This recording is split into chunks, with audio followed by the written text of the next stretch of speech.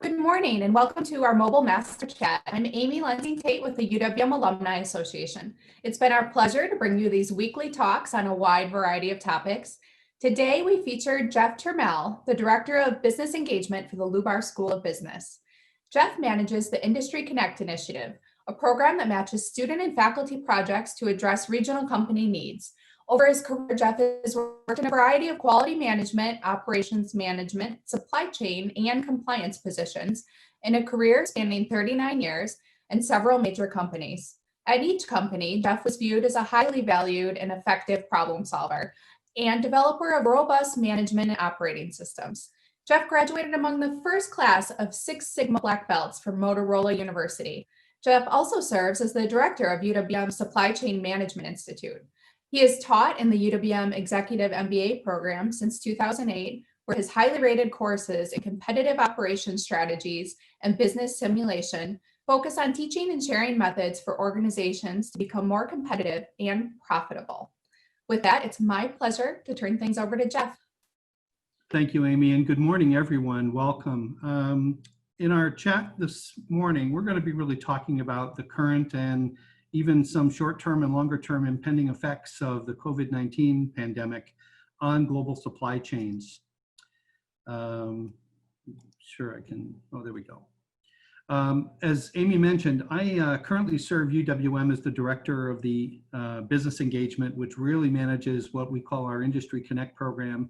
I just want to do a 30-second commercial on behalf of our current students. For those of you who are alumni, I know there are many relationships that we all help to foster in our relationships with the university. The Industry Connect program really attempts to match students and faculty with company needs for projects to drive improvements. And so we all know of the effects of the world being turned upside down the last 4 to 5 months, and the effect on our current UWM students has been significant. I would like to invite any of the alumni who may be thinking about a project as your companies come back online, if you're still currently employed, and trying to make some improvements or get back to business as usual in the new post-pandemic world, please reach out to me at jturmel@uwm.edu if you have discussions or thoughts about a potential project with which students can help you. The students only work for you for the duration of the project, and then they peel off your payroll and costs. And it's a great way to look at new talent. And we'll actually talk about that as one of the strategies that supply chain winning companies are doing today and looking for the future to come out of the post-pandemic time even stronger than they were before. So if you think Industry Connect project and potential use of Lubar students would be something you'd be interested in, please feel free to reach out to me.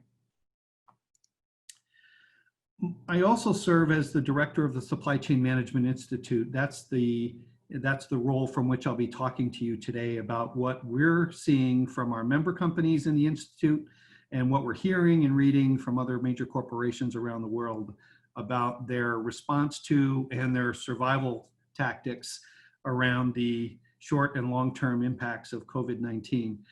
The Supply Chain Management Institute tries to reach out to local regional companies. We try to make connections between our supply chain students at the Lubar School and supply chain executives and companies who need that kind of talent. And we try to listen to company needs and trends to hear what's going on so that we can update and improve the supply chain curriculum in the Lubar School at UWM.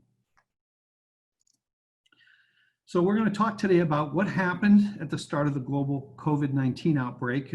Very quickly, most of us know the general facts around that, but we're going to quickly transition to what's happening in global supply lines. What are we hearing and seeing about impending future supply chain challenges? And then really review with some of you what the leading companies are doing now to try to react to those challenges.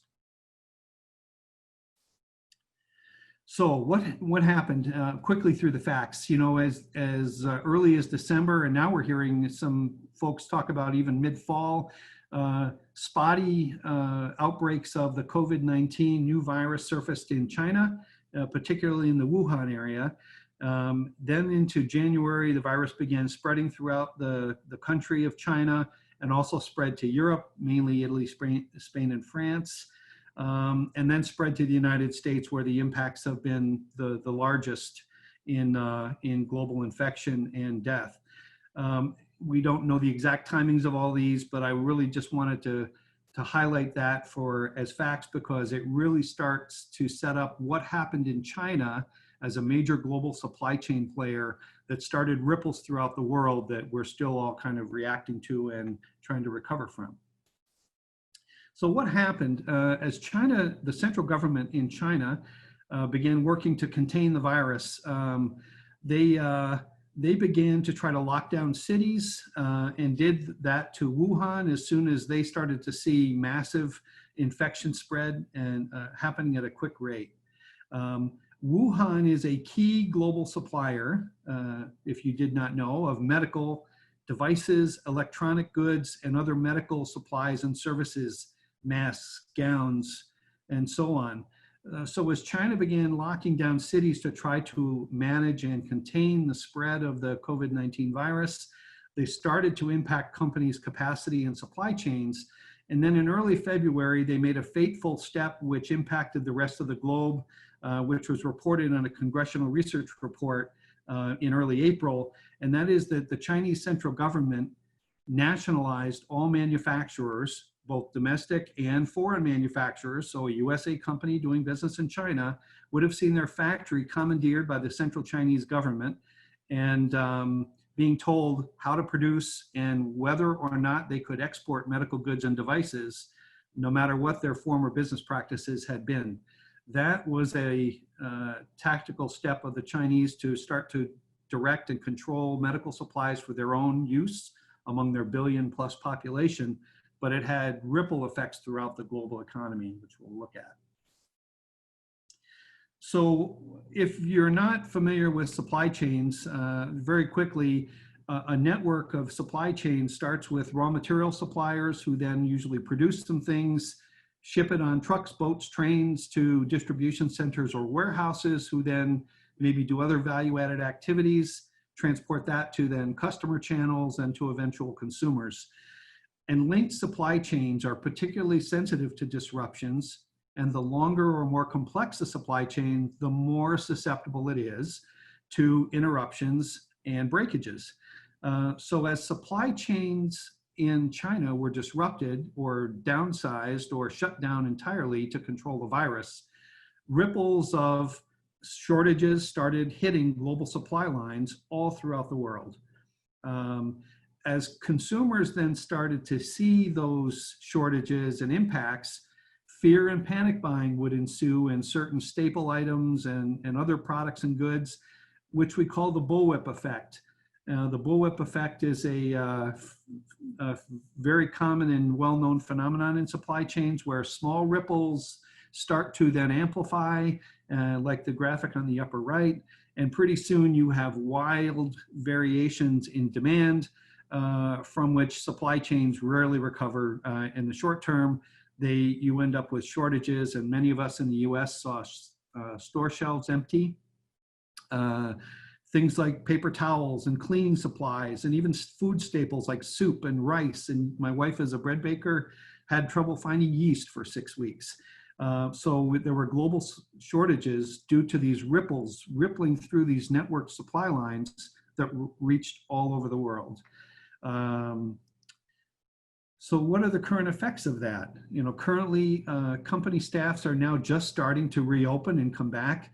Many companies were working with reduced staffs. People were out with sickness and absences, and many people were working off-site.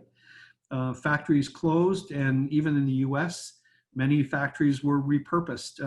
Many of us have seen the news stories of Ford and General Motors being directed to produce ventilators, which they spun on a dime and did within 2 to 3 weeks. Now stay-at-home orders are being lifted, but the impacts on US and global manufacturing supply lines and capacities have still been significantly impacted in the short term.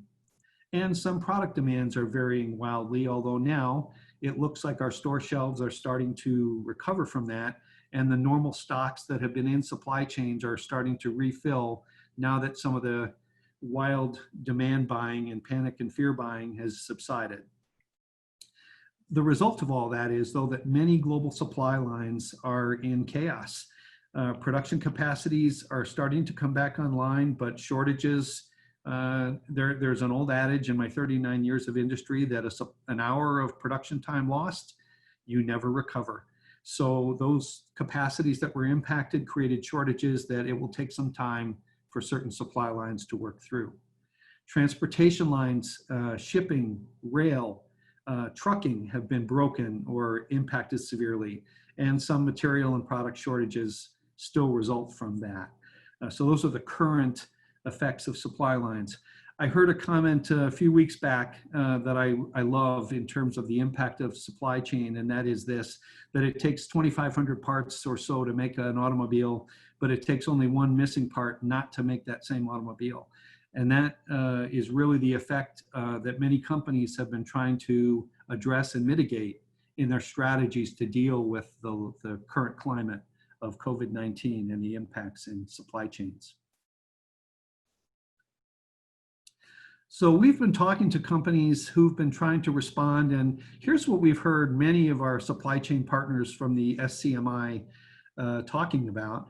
First and foremost, many of them signed clear communications authorities and channels, clear authorities and communication channels for their customers, and clear authorities and channels to communicate to their suppliers and partners and their employees.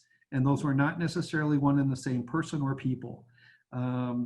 They were trying to make sure that the same story throughout their company and their supply lines was being heard by their employees, the right messages were being heard by their customers, and the needed messages were being heard by their partners. We heard many partners from the Supply Chain Institute talking about prioritizing products that they had in stock or not in stock, and prioritizing and allocating to key customers. Making hard decisions in the face of shortages about who would get which products and services and who would have to wait until supply lines restocked and recovered. Many companies admitted that they were really focused on the short term. Let's get through this week. Let's get through the next 2 weeks, making decisions using kind of the 80-20 rule of 80% of the value often comes from 20% of my effort. And so where were their focused short-term impacts the greatest for their customers to help make sure that they satisfied the most customers that they could with the resources that they had. Many of our partners found themselves collaborating and supporting more actively with supply partners to keep their products flowing, sharing labor, helping develop or providing resources or assistance to supply partners. One of the worst things many of our partners at the Supply Chain Institute told us was the worst thing they could do was let or create a situation where one of their key suppliers went out of business. And so companies worked hard to make sure their products and services from their supply lines kept flowing. Some companies who were more avant-garde or more future thinking started working on ways to use data and technology to see more real time. Artificial intelligence, better use of data analytics to be able to respond more quickly to issues and outages rather than wait a day or two or a week to find out that something had happened in their supply lines. So companies were trying to improve their visibility and transparency of their supply lines.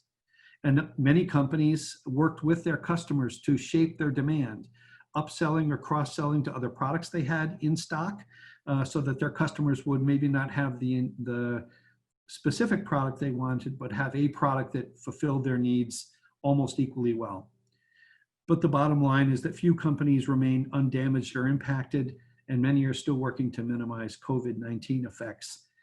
And we're finding that the supply chain leaders among our partners and the companies we read about in the literature are trying to come out of the pandemic stronger and more capable than they were before.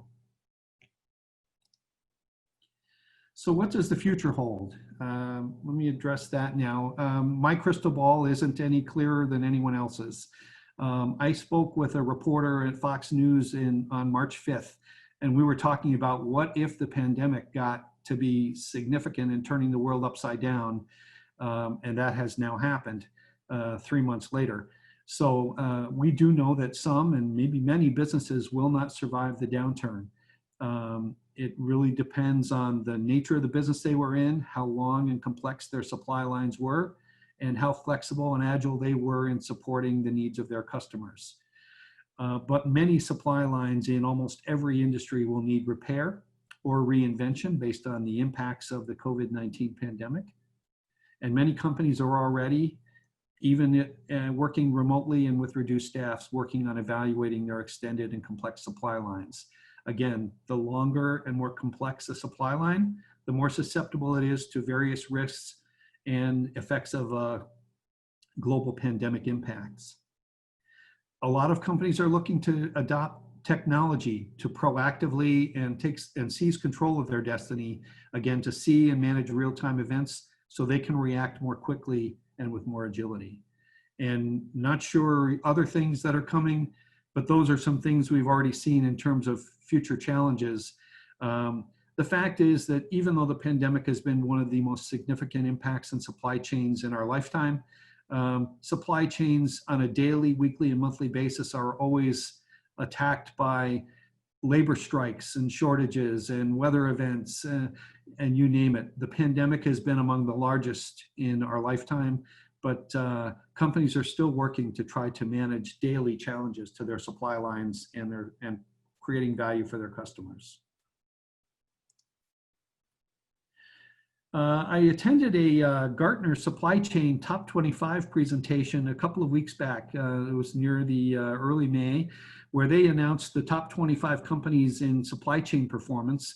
And they talked about the themes of what companies were attacking, and companies who were winning, even in these tougher environments and separating themselves from the pack, were tending to focus on three main sets of activities. First, they were actively managing supply chain strategies and risk. That means that they were proactively thinking and talking about potential risks in their supply chains, which might be different than another supply line or another product's supply chains. So trying to identify specific risks and issues that would impact them from getting products to their customers. They then began preparing plans to those triggers or events so they could start to prevent or at least reduce the impact of a possible event that would impact their own supply lines. And these companies are now starting to put processes in place to routinely break and reinvent their own supply lines, so they're continuously innovating and constantly in motion. That's probably the biggest trend we've seen among those who are winning. And if a company is not doing that, it's a tremendous opportunity for you to proactively seize your destiny, to start to take action, to think ahead about what could be going wrong and how do we prevent it. Second, leading companies were optimizing supply chain costs. They were choosing to optimize costs and return on small investments in their supply chain over cost cutting. The companies we think that are cost cutting are probably going to be among those casualties that don't survive the downturn. Whereas investing in technology, trying to focus on the weak points in a company's supply lines and improving weaker capabilities they had to react quickly to real-time events in supply chain, are probably going to separate winners from the losers. And third, even though many of us are working from home or working off-site, most companies who are leading and going to win the supply chain game are taking this time to actively work on their people and talent processes. They are thinking about job descriptions and reframing those to make sure that they can have the broadest and widest array of candidates for openings in their companies. They are broadening hiring requirements so that only necessary skills are on their search criteria, so that they get the broadest, widest possible pool of candidates to strengthen their teams for the next quarter of the game, so to speak. And we heard those same companies who are leading and winning working actively to attract talent from their competitors. So they're looking to poach top talent from those who aren't taking care of their employees and people who are working for them. So by working on supply chain strategy, identifying risk, by focusing on making small investments in technology and people and process improvements in their supply lines, and trying to work on improving and developing their people during these tough times, leading companies, and the 5 companies cited as supply chain masters are some names we all know: McDonald's, Apple, Amazon, Procter & Gamble, Unilever. Companies like that were cited as supply chain masters who have cultures and activities working in these three areas to help improve their supply line performance, both today and going forward in the future. I think that's kind of a rundown of what's happened and what we might expect to happen going forward. And I will open it up for any questions at this point. So we have a question that talks about, how do we see Milwaukee's businesses handling this situation? Do we think most will survive? A lot of what I've spoken to you about are from Milwaukee businesses handling this situation. We have over a dozen partners here in the local regional area with the Supply Chain Management Institute, companies such as Harley-Davidson, Master Lock, Direct Supply, Rockwell Automation. And what I've spoken to you about, kind of strategies for short-term and long-term, are the things they've been trying to do to handle the situation. Do I think most will survive? I think many of the big companies will survive. Smaller companies with less capital resources will probably be challenged the most to keep their business operating and sustainable. But the companies who are trying to use this time to build capability and improve their operations, I think will come out of this relatively unscathed. I do believe there will be a significant number of casualties based on the COVID-19 business. And again, my crystal ball isn't any clearer than anybody else's. There will be casualties. But we've seen the winning and leading companies who are continually trying to innovate coming out of this pandemic, possibly even stronger than they went in.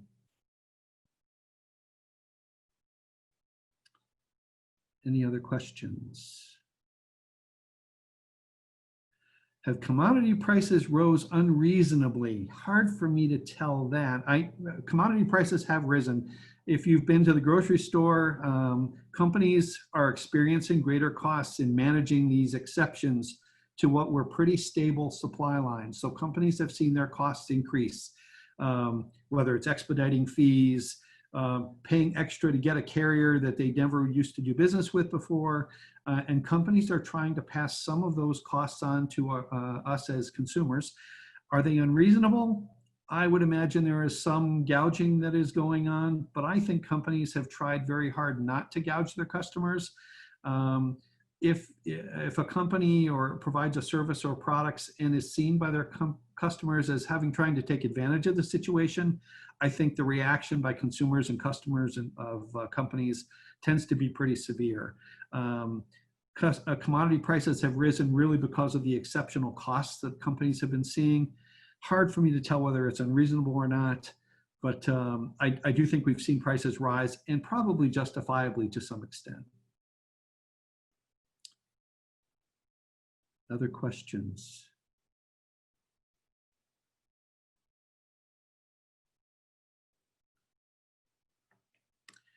The question around what can smaller companies do to survive, and are there methods they could have taken to ensure their survival?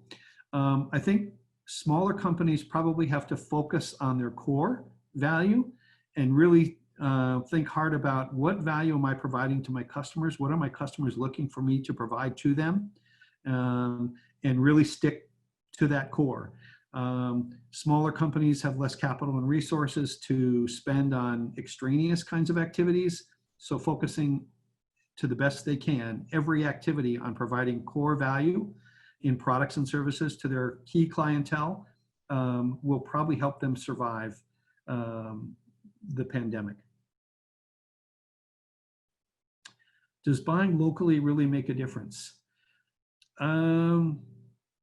I think it does. I think buying locally shortens the supply chain, makes the impacts less likely for a long and extended, complicated supply chain. Now, I say that when, if I'm buying all of my produce in the New Orleans area and a Category 5 hurricane hits Louisiana, then my local supply chain can be decimated. But in general, shorter, less complex supply lines with fewer nodes in the network have less susceptibility to risks like this pandemic affecting them significantly. So buying locally does really make a difference, helps local proprietors, and especially in the small business arena, buying locally certainly can help maybe those smaller businesses survive.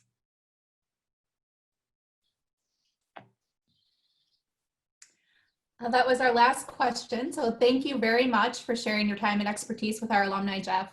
On behalf of the Alumni Association, thanks to everyone who joined us live today. We hope to see you on June 24th as we look at Milwaukee's long history along the lake with Margaret Noonan, Director of the Electa Quinney Institute for American Indian Education, and she's also a Professor of English and American Indian Studies. So thanks again, Jeff. Bye-bye, everyone.